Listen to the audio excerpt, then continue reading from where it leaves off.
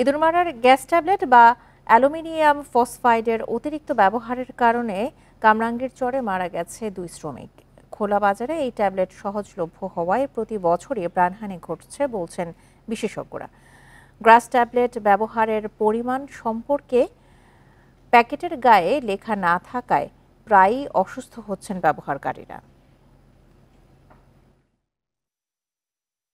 2024 সালের জুনে রাজধানীর বসুন্ধরা এলাকায় গ্যাস ট্যাবলেট বা অ্যালুমিনিয়াম ফসফাইড প্রয়োগের পর মারা যায় এক ব্যবসায়ীর 2 সন্তান, যাদের বয়স 15 এবং 9 বছর।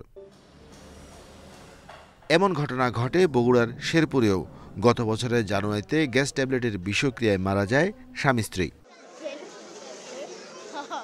সর্বশেষ ঢাকার কামরাঙ্গীরচরে গ্যাস ট্যাবলেটের বিষক্রিয়ায় মারা যায় 2 শ্রমিক। ঘটনাস্থলের ভিডিও ফুটেজে দেখা যায় 20 স্কয়ার ফিটের ঘরে অন্তত 40টি গ্যাস ট্যাবলেট দিয়েছিল তারা।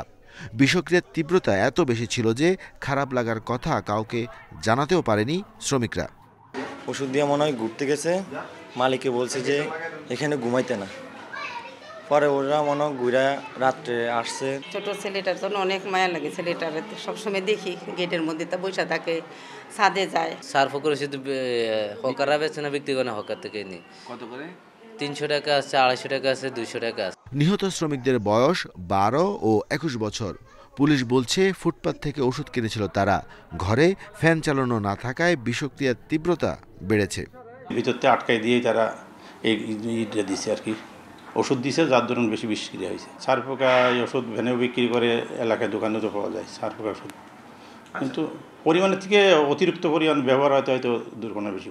বিশেষজ্ঞরা বলছেন অ্যালুমিনিয়াম ফসফাইড বিষ খোলা বাজারে বিক্রির অনুমতি দেয়াই অপরাধ।